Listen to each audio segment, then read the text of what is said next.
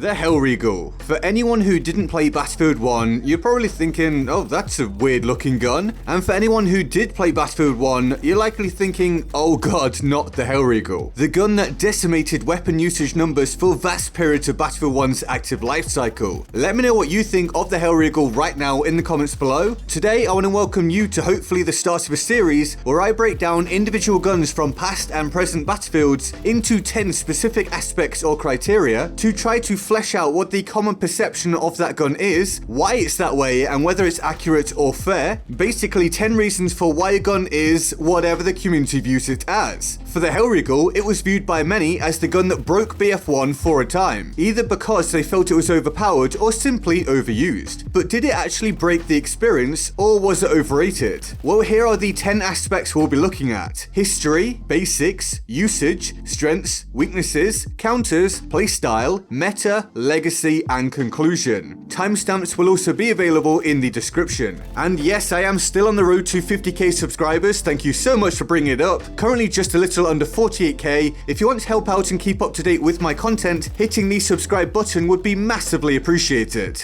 Now let's kick off our 10 aspects with that history section. It was designed in 1915 and was actually just a prototype weapon that was never actually released for mass usage. So this gun barely featured in World War I, if at all, meaning its mass usage in BF1 is wildly inaccurate, something that doesn't bother me particularly, but I can see why it would irritate the history buffs, and that alone could be a reason why it broke the game for them. But putting that aside, it fired pistol caliber ammo and was obviously an SMG, and was also possibly designed by the Austro-Hungarian Reserve Force. Quick shout out to Critical Chris here, who I believe I initially got most of this information from way back when in BF1. I'll leave a link to his video in the description. Now, I've seen comments before that there are only 3 existing images of the Hellriegel, all showing one side of the weapon, which if true means that DICE had to guess what some aspects of the gun even look like. But we do know that it had a water-cooled barrel to aid in keeping the temperature of the weapon down to try to avoid overheating. And with that little history lesson out of the way, let's move on to our next section, the basics of the gun in Battlefield 1 itself. Well, it is still an SMG within Battlefield, one that ticked the boxes of firing relatively quickly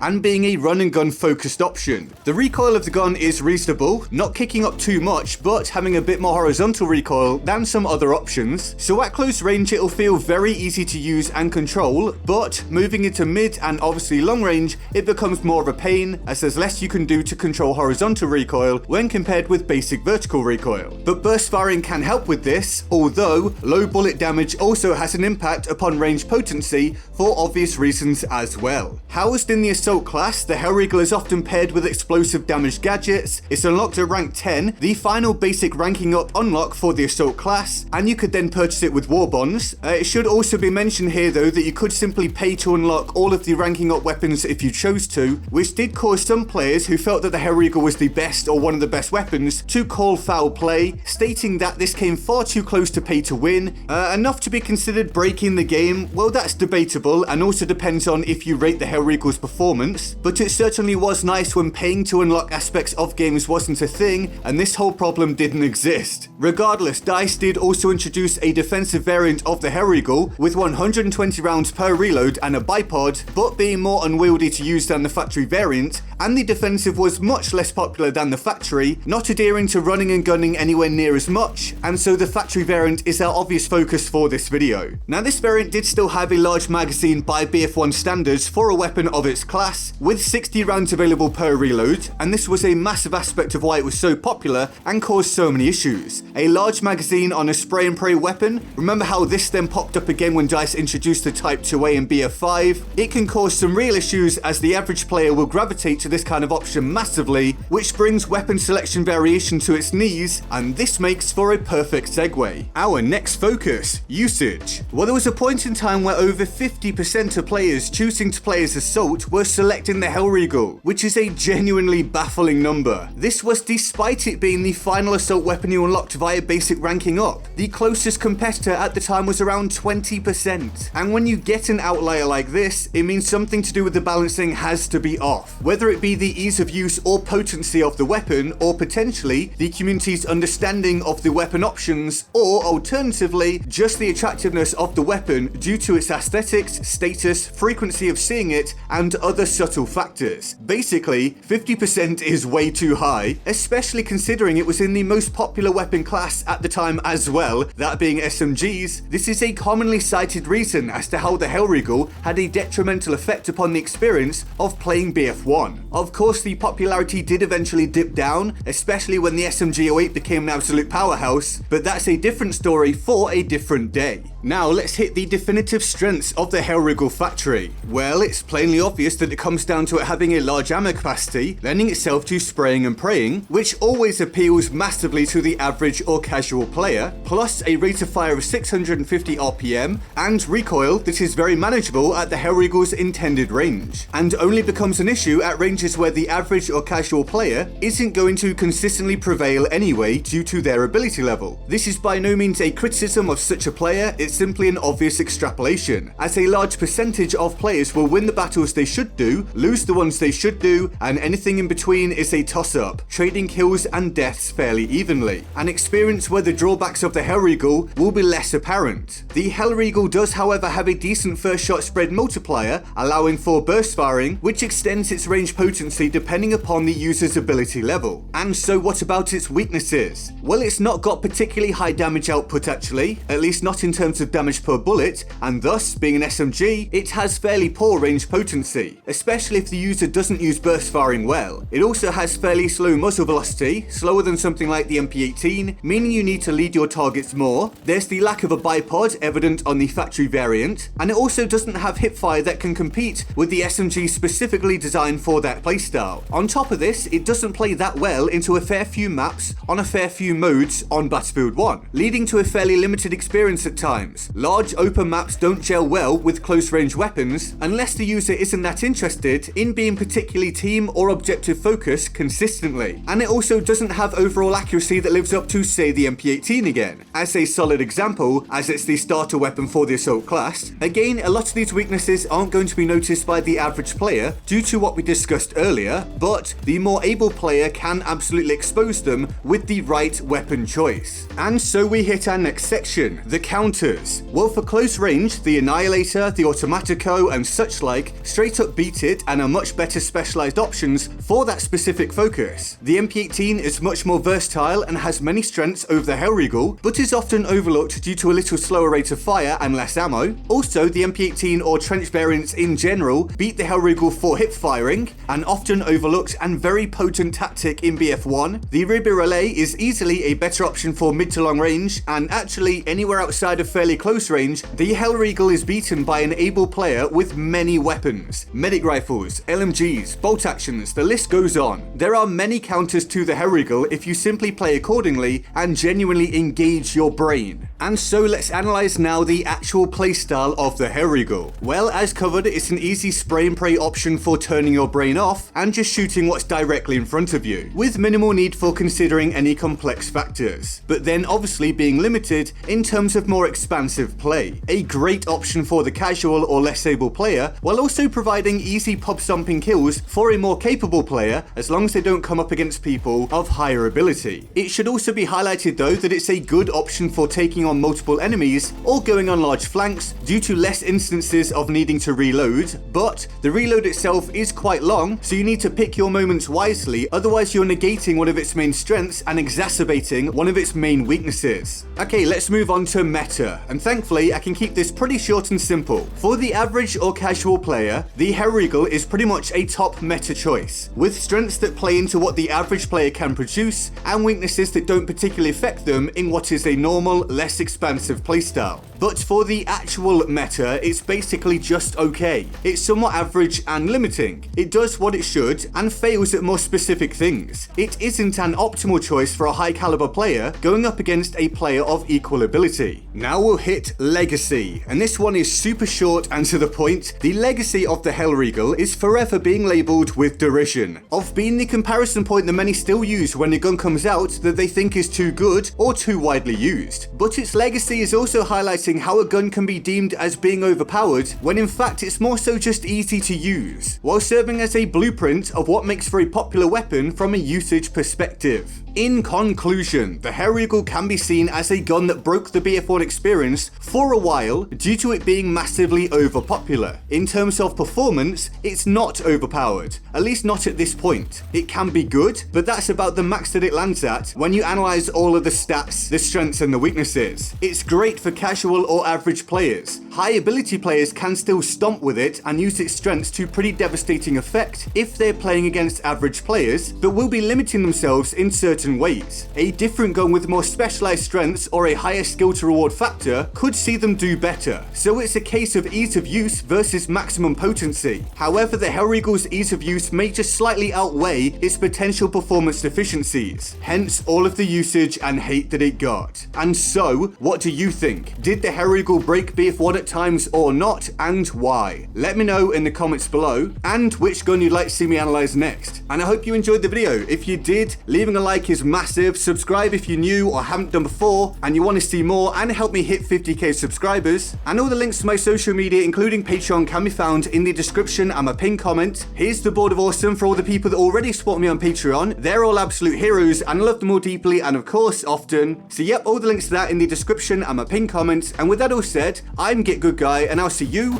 next time. Laters. Every player seemingly hates being killed by a certain gun or guns. Some guns just drive some players up the wall, whether it's because they're overpowered, cheap, or just straight up irritating,